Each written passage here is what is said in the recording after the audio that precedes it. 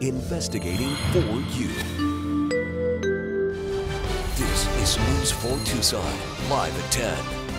Hello everyone, and thank you for joining us. I'm Nick Van Zandt. It hasn't happened in nearly a century, but could water once again be flowing through downtown? News 4 Tucson's Eric Fink found out about a new plan that could put water back in the Santa Cruz and bring in more people and businesses.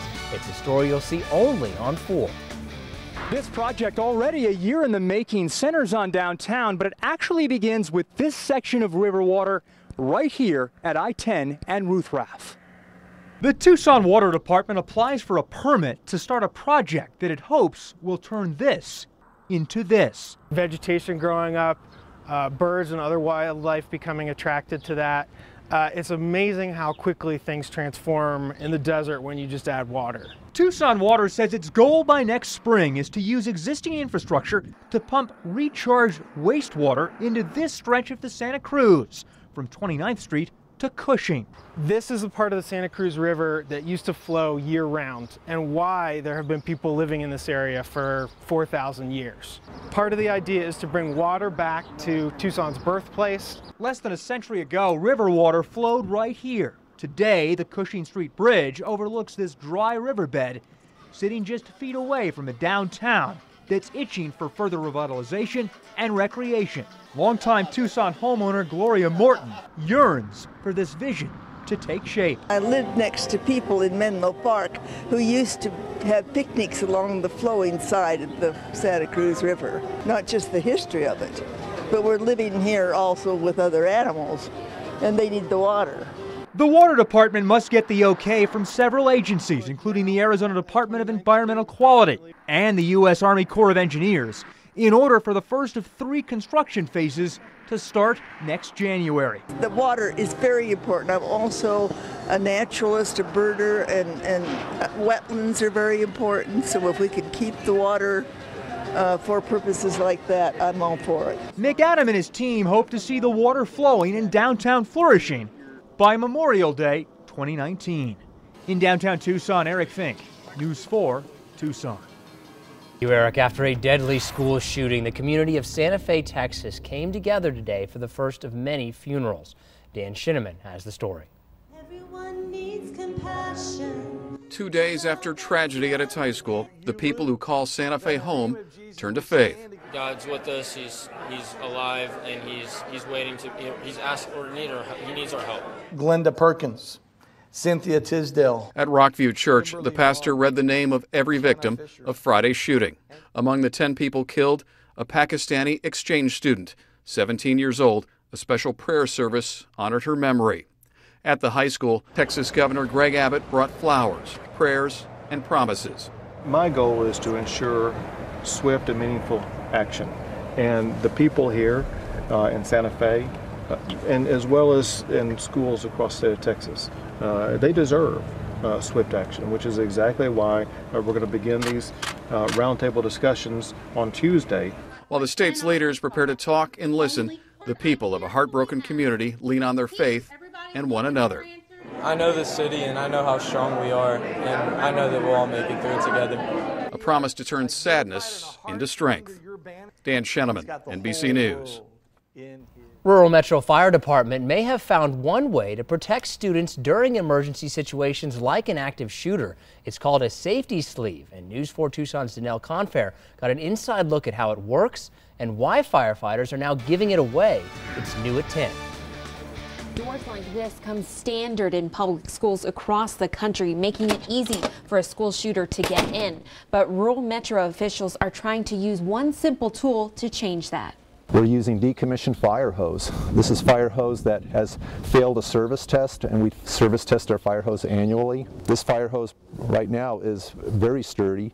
It's got an inner rubber jacket. It's got 2 layers of an outer jacket that's woven, so it's pretty much indestructible. He tells me these safety sleeves were originally thought up by fire departments in the Midwest. Now they are being implemented in Glendale. Something so simple can be so effective and add that another layer of protection for school situations. These devices come at no cost for fire departments, and just with one old fire hose, Waka says they can make at least 100 safety sleeves. Each high school will probably need 50 to 100 of these. We can supply these easily. The other thing that's really nice too is most fire departments have decommissioned fire hose readily available. Rural Metro has already reached out to the Pima County Sheriff's Department and the Sarita Police Department. We're going to be in touch with their school resource officers so we can distribute these to the schools. That way the school resource officers, they're the first point of contact when it comes to school safety. Safety sleeves could be installed throughout Tucson schools as early as Monday. Reporting for News 4 Tucson, Danelle Confair. Thanks, Danelle. A dog that was set on fire by their owner earlier this month has died. Pima Animal Care Center said the dog, who you see there, and his name is Lovely, went into cardiac arrest this morning and vets weren't able to save her. Police say Lovely's owner poured gasoline on her and then set her on fire when a family member tried to pick her up. That teenager managed to get the fire out but also suffered minor injuries. The owner, Dean Finley, was arrested on charges of felony animal cruelty and arson because the house was also set on fire. Thanks to an outpouring of support, PAC was able to send Lovely to a specialist in Prescott. Tonight, family and friends are remembering a couple killed a year ago in a hit and run. Joanne and David Berg were driving to work when someone ran a red light and ran into them. The crash happened at Park and Drexel, and it happened on the same day. The Bergs were planning on moving into a new house they had been dreaming about for years. The couple left behind 7 children and 11 grandchildren who say they miss them every day. They were very loving people, and they were big-hearted, the type of people to give the shirt off their back. Humble.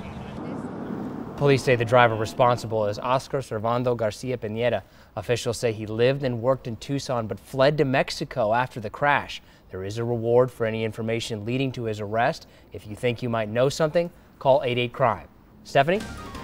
Beautiful weather today here in southern Arizona and still quite warm today, 79 degrees and clear skies outside. Winds out of the southwest at 6 miles per hour. Current temperatures are tracking in the 70s and 80s across southern Arizona, 71 in Nogales, 73 in Sierra Vista. Safford, you're at 78, 79 in Tucson, and 81 degrees in Casa Grande. Tonight's temperatures will drop into the 60s by 2 a.m. We'll be into the low 60s bottoming out for nighttime lows, but coming up we have a warm day on tap tomorrow as well. But we also have a storm system moving to our north. That's going to bring some gusty winds both Monday and Tuesday. Plus, will the triple digits return? It is going to be hot by the end of the week. I'll have those details coming up. Nick? Thank you, Stephanie. Tonight, the United States Department of Justice is responding to President Donald Trump's demand that they investigate if either the Department of Justice or the FBI had someone infiltrate his 2016 election campaign. The informant apparently talked to campaign advisors after learning some people inside the campaign may have had contact with Russians trying to influence the election. President Trump defiant on Twitter, announcing, "I hereby demand and will do so officially tomorrow that the Department of Justice look into whether or not the FBI DOJ infiltrated or surveilled the Trump campaign for political purposes."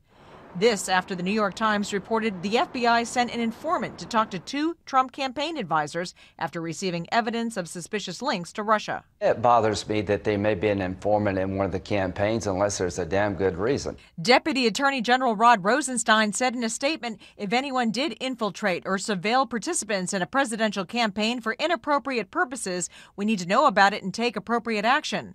The president and personal lawyer Rudy Giuliani believe former FBI Director James Comey planted an FBI spy in Trump's campaign. This claim by the president, the suggestion by Giuliani that there is a political spy embedded in the Trump campaign is nonsense. Some legal experts say the informant appears to have been a counterintelligence operative, not a mole. There are rules and regulations that, oversee within the DOJ these types of operations, and it seems by all accounts that the rules were followed in this circumstance. The New York Times is also reporting that Special Counsel Robert Mueller is now investigating meetings Donald Trump Jr. had with advisors to Middle Eastern leaders during the campaign, countries other than Russia who may have tried to help get his father elected. Jennifer Johnson, NBC News, Washington. Coming up on News 4 Tucson Live at 10, the first serious injury since a Hawaiian volcano started erupting more than a week ago. And mountain bikers have been attacked by a cougar just outside of Seattle. But first, let's take a live look outside via the News 4 Tucson Skynet camera. Look at that. We'll have more views just like this. We'll come right back. investigating for you. This is News 4 Tucson.